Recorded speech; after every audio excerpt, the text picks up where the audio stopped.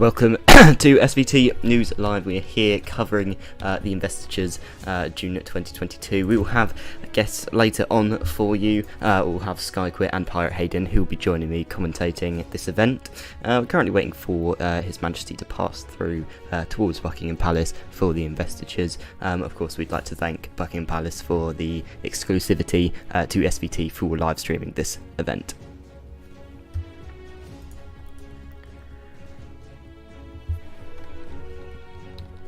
And of course, a very important investitures today after the war in Japan. We're going to see a lot of military recognition there.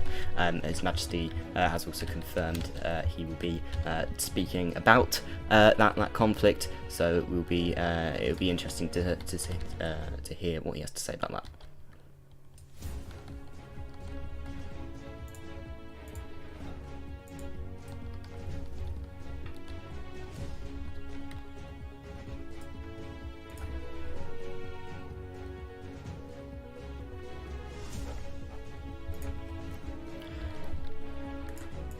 And we also have some angry BBC journalists joining us this evening, as they are pretty annoyed that they didn't get exclusivity of this event. And what I'd like to say on behalf of SVT is your news is shit. But you're welcome, very much welcome to this stream. Of course, you wouldn't be able to do this kind of thing anyway.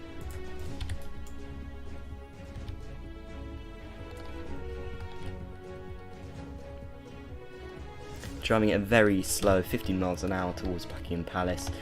Of course, all the guests waiting inside on that investitures ceremony hall, and we'll get a look at the statements made by His Majesty for that. We're also expecting a statement from Skyquit, who will be joining us on the show as well in just a few minutes to discuss the investitures.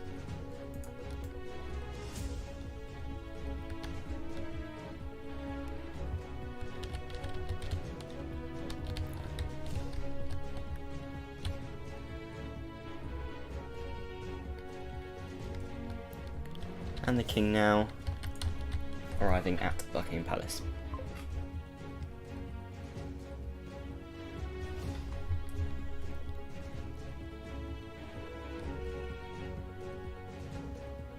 His Majesty exits the vehicle.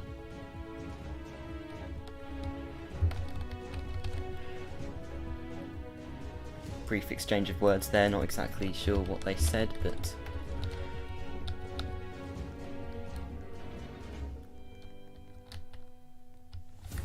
His Majesty joined by the Chief Defence Staff there into the investitures room.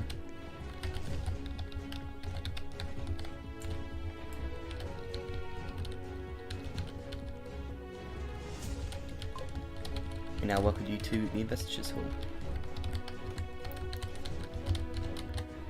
As you can see here, lots of military awards coming out this evening. Most notably, the Marquess of Milford Haven is also receiving a commendation today. And the Commissioner of the Metropolitan Police as well, under fire recently on some accusations that the police aren't that great. We're going to be honest, they're not, but he has done quite a good job rectifying that recently. So.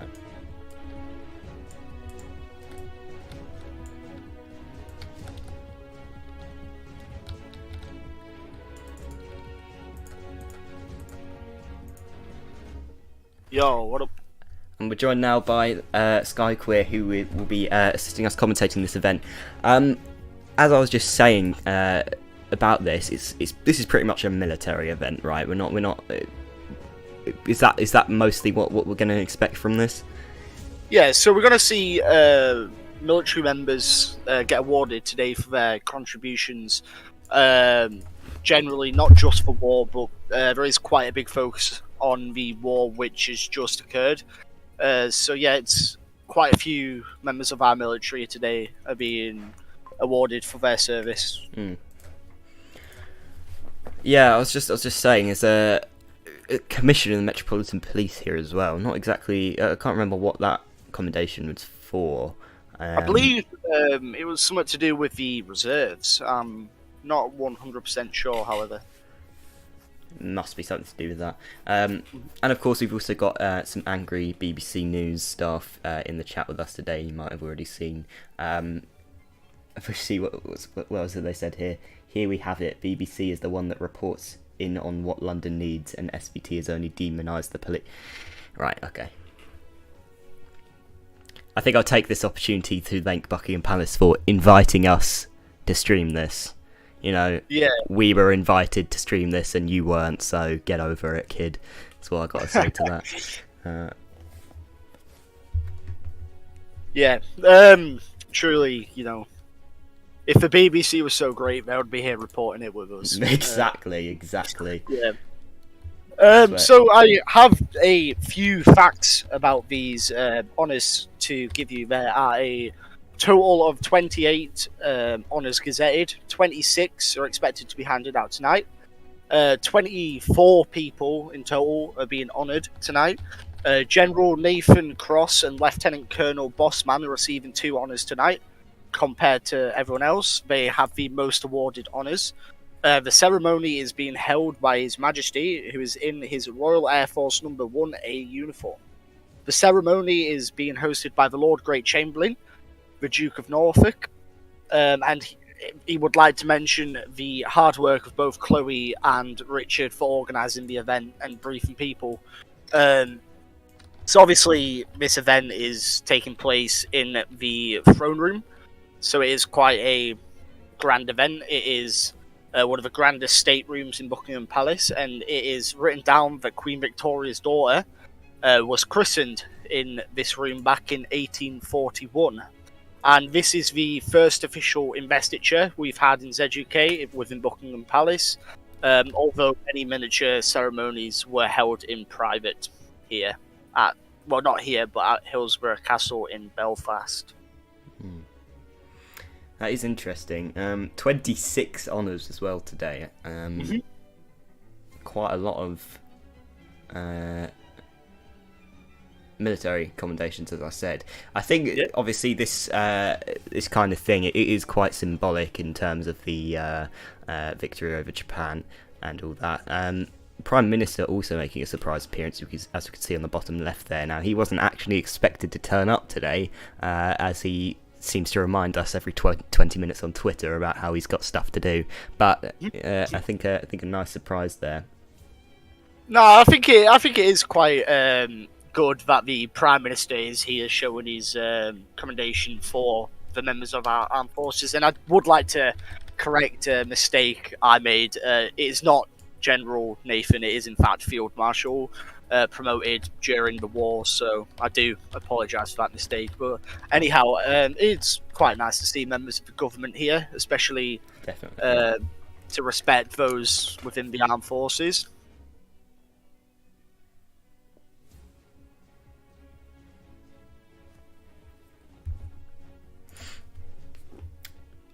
We'll be reporting on real news when you're ready to talk, says BBC journalist. Yep. Wow. When was the last time they posted news? Let me have a look. Considering the BBC is meant to be quite, the dominant, it's meant to be the British news.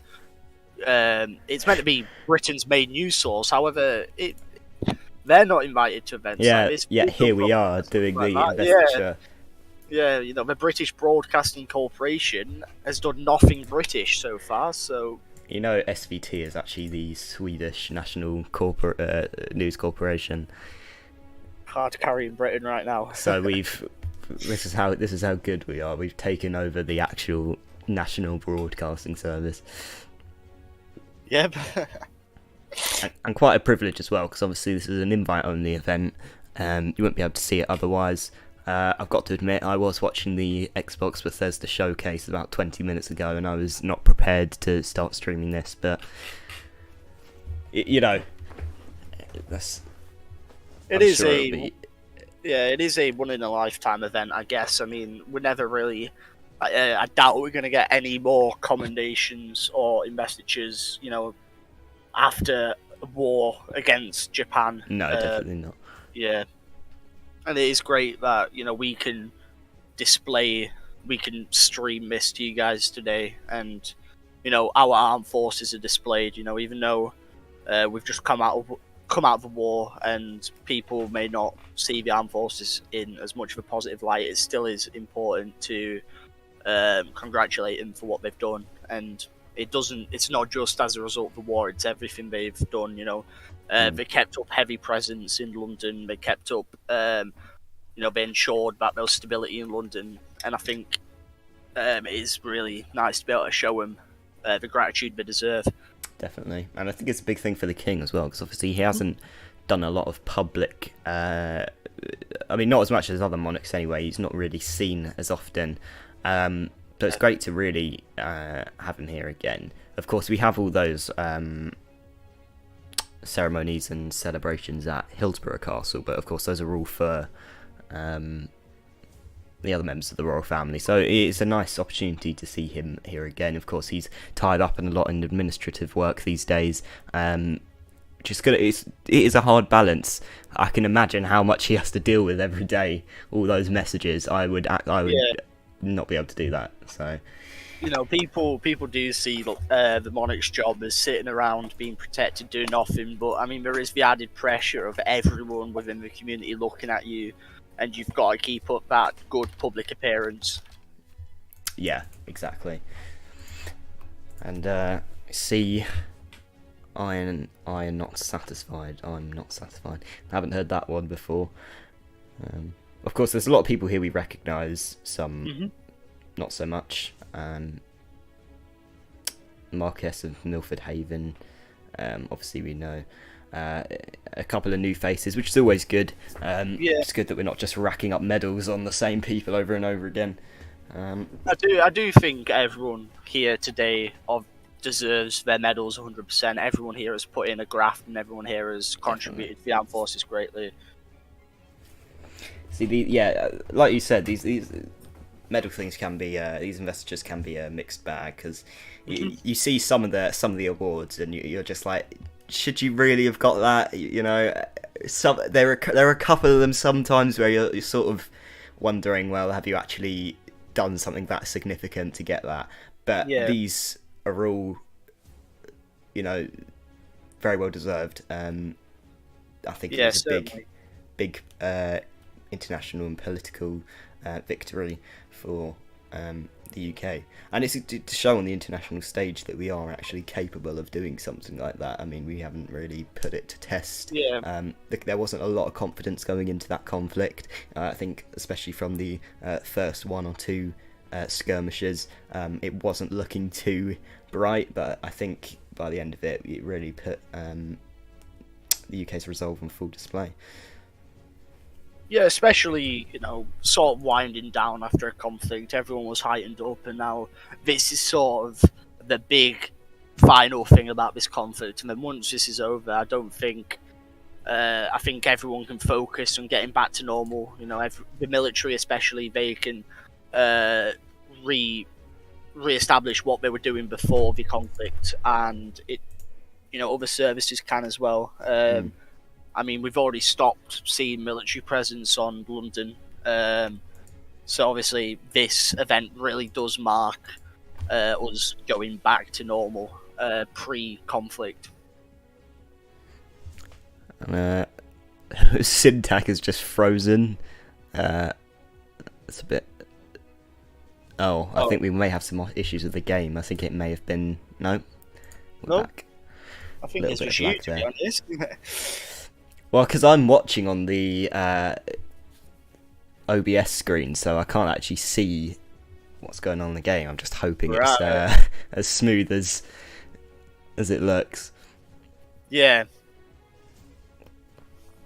From where I am, it looks pretty smooth. Yeah, so we obviously talked about random before, and it does seem that it is a reserve medal. Definitely. The Metropolitan Police Commissioner here now. I was saying earlier, there's a bit of questioning in the police at the moment. I think, especially in terms of leadership shake-up, there seems to be a lot of that. I think the common complaint we're hearing is that specific departments are just getting new leadership every other day, and maybe it's commissioner's fault, maybe it isn't. There's certainly with issues like that, there's not one cause of the issue. It is an accumulation of things. So it really is about trying to find the things which you can improve and hope they have a knock-on effect on other things as well. Speaking about the Prime Minister, actually, of course, he made a tweet a couple of hours ago regarding that poll that was done about the approval of the politics as a whole. So that's not just the government, that's Parliament, that's the House of Lords, that's everything. Everyone seems to have such a bad outlook. I mean, even he was admitting it's not great. What kind of thing are we going to see to change that, do you think?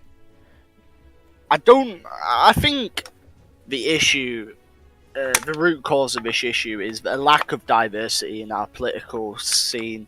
Like, we discussed with on election day regarding, we've never really seen a big opposition fighting a government. It's always been one party dominating politics, and we've never in ZUK really seen two dominant parties battling it out. I mean, there is obviously one clear dominant party, and I think that is quite a big cause in our for our political scene to be seen as so bad, really. And it is true, of course, because they always start the same, right? You get the state opening and you're getting 30 MPs in one room, and everyone's like, great, it's going to be like this forever, it's going to be really good, people are going to enjoy it.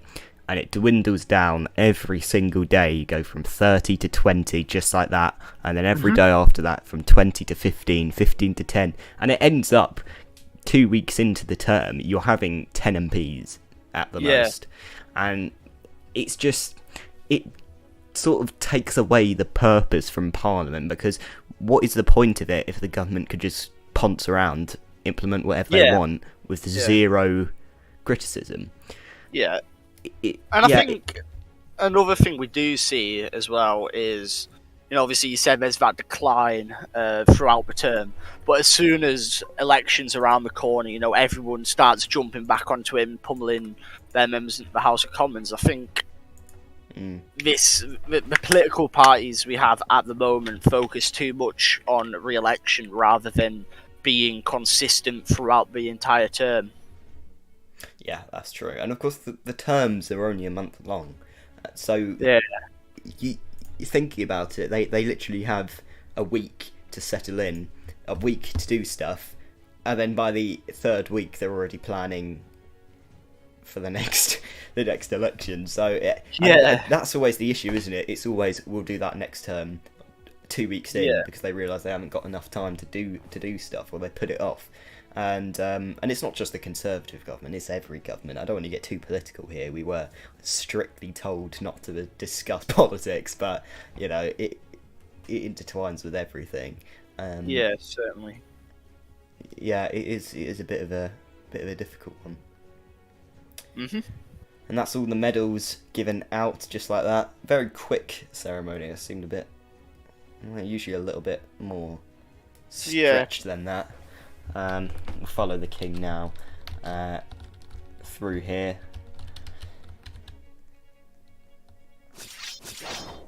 So back onto the sort of term thing. I think there is on Roblox, there's always that thing whether how long a term should be, really. There's always indecisiveness with that. What is too long for a term and what is too short? Because what we want, a government to be able to sit in their position long enough so they can get stuff done, but we also don't want them to be there for too long that it gets boring. When there's elections, ZUK is truly alive. So we want elections as frequent as possible, but we also want there to be, long government terms. So it's really hard to find that midpoint, and it's one of those where the midpoint, there's obviously some who will view it as bad and some who view it as good, but there's no real perfect per se number. like length of the term. Yeah.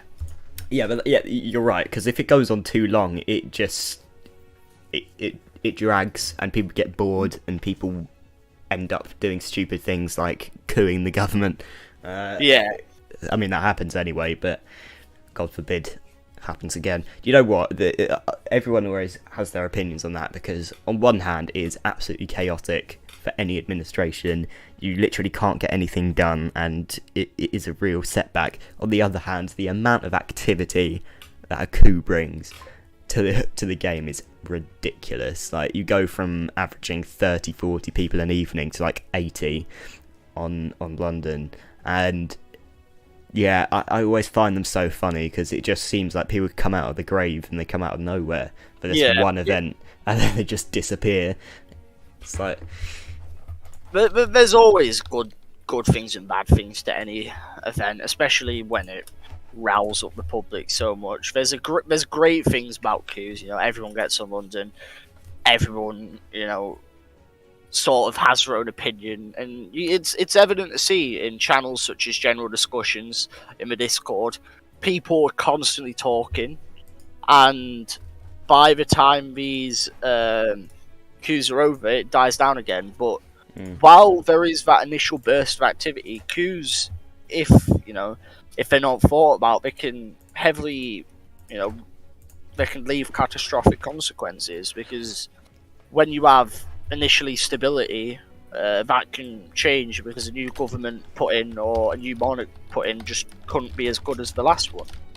So it is really risky with those coups, especially on a group administrative side of things, but also there can be great reward out of them. And I was just about to say I was kicked out of the game for unusual services, but it seems everyone's been kicked out of the game as we stare at an empty dining table. So that was a little bit interesting. We'll come back to the studio now just for a few minutes and recap on that. So 21 medals given out, obviously pretty much all military service. I mean, I even think the commissioners was military service, I think, in some capacity. Yeah.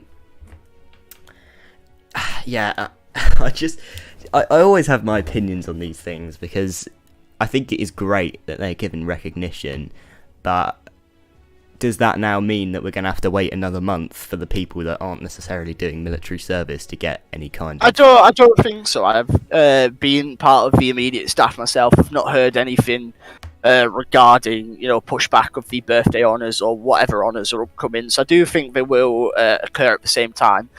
This is just an additional unplanned, well, obviously it's planned, but unprecedented investiture because of the nature of the war. Exactly, yeah. And before we get told off for doing any more political talks, I've just had the Field Marshal message me and tell me we're being a bit too political, so I think we should cut off there. But thank you for joining me, Sky, and thank you to all our viewers for joining us for those investitures. And we will see you soon. Good night.